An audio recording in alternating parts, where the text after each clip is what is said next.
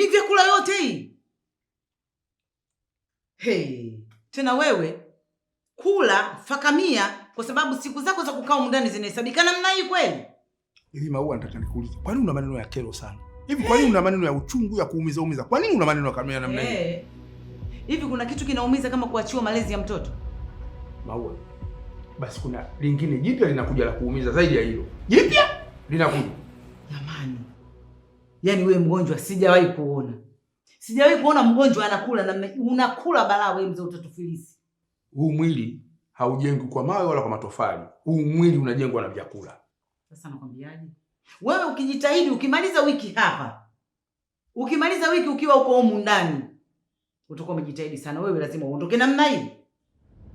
Sasa Maua, mimi nikwambie, kwa maneno yako ya kunijaribu na kunikera kiasi hicho, mimi nakwambia hivi, hata nikipona mimi siondoki. Tutaona sasa kama uondoke. Tutaona. Wewe usijifanye mjanja. Tutakuwa ni mwanao peke yako huyu wewe. Ndio mimi ndio niloenda leba, wewe ndio uloenda leba. Ulienda leba sasa umempata na kaka yako. Kaka zangu ndio walonisaidia mpaka mtoto kafikia hapo.